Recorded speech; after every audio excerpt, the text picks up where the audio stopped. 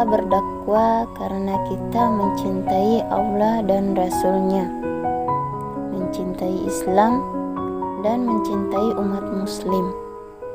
Maka kemanapun perginya, perkara inilah yang menarik bagi kita. Kita selalu berbicara tentang bagaimana aku bisa diselamatkan oleh Islam, bagaimana Islam memberikanku ketenangan batin, bagaimana Islam menjadikan keluargaku romantis. Bila bukan karena Islam, entah bagaimana hidupku. Islam, Islam, Islam. Dakwah sesederhana itu. Dakwah adalah berbagi tentang apa yang kita rasakan, tentang apa yang kita harapkan orang lain rasakan. Karena kita peduli, karena kita menyayangi mereka. Dakwah itu cinta. Karena kita mencintai Allah, maka kita harus memahami bahwa dakwah itu kewajiban darinya.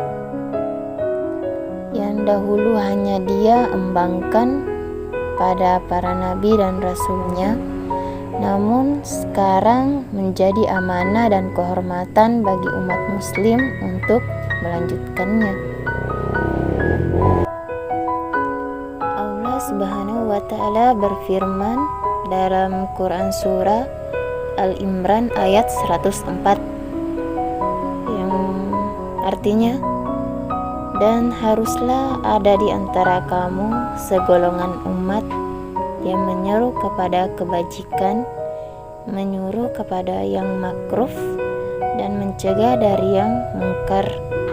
Merekalah orang-orang yang beruntung.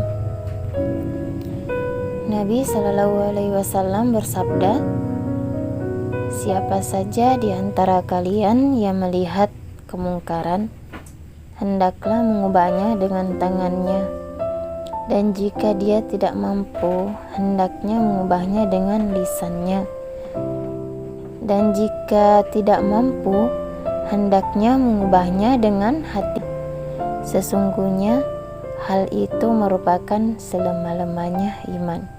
Hadis riwayat Ahmad, Muslim, Abu Daud, Tirmidzi.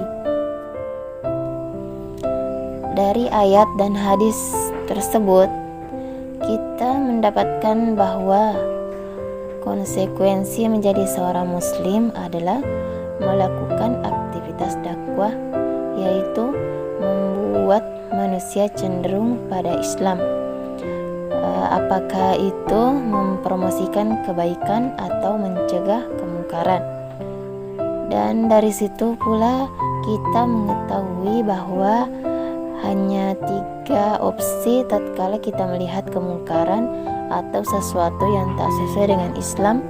Apakah kita mengubahnya dengan tangan atau kekuasaan, atau dengan lisan, nasihat, ataukah dengan hati, diam dan meninggalkan kemaksiatan sebagai tanda ketidaksetujuan. Yang jelas bukan dengan sabar menghadapi kemaksiatan. Tanda wajibnya dakwah juga dapat dilihat dari ancaman Allah tatkala kita meninggalkan proses dakwah ini. Rasulullah Shallallahu Alaihi Wasallam bersabda, demi zat yang jiwaku dalam kekuasaannya, kalian harus menyerukan kepada kemakrufan dan mencegah dari kemungkaran, ataukah Allah Subhanahu wa Ta'ala akan menurunkan siksa dari sisinya kepada kalian, sehingga ketika kalian berdoa, Dia tidak akan mengabulkan doa kalian. Hadis riwayat Tirmidzi. Dan sebenarnya dakwah itu bukan hanya tentang kewajiban yang datang dari Allah, namun keperluan kita sendiri. Tanpa dakwah, kerusakan akan merajalela, kehidupan akan jauh dari aturan Allah. Padahal kita tahu persis bahwa sumber kerusakan itu adalah ketika hukum Allah ditinggalkan. Mungkin kita berpikir yang penting menjaga diri dan keluarga kita itu sudah cukup. Tapi sebenarnya tidak. Padahal kita tahu persis bahwa sumber kerusakan itu adalah ketika hukum Allah ditinggalkan. Mungkin kita berpikir yang penting menjaga diri dan keluarga kita itu sudah cukup. Tapi sebenarnya tidak. Karena manusia itu makhluk sosial dan akan sangat mudah terpengaruh dengan komunitas dan sistem dimanapun dia tinggal. Orang baik kalau di lingkungan buruk pasti buruk. Orang baik di lingkungan baik ya pasti baik.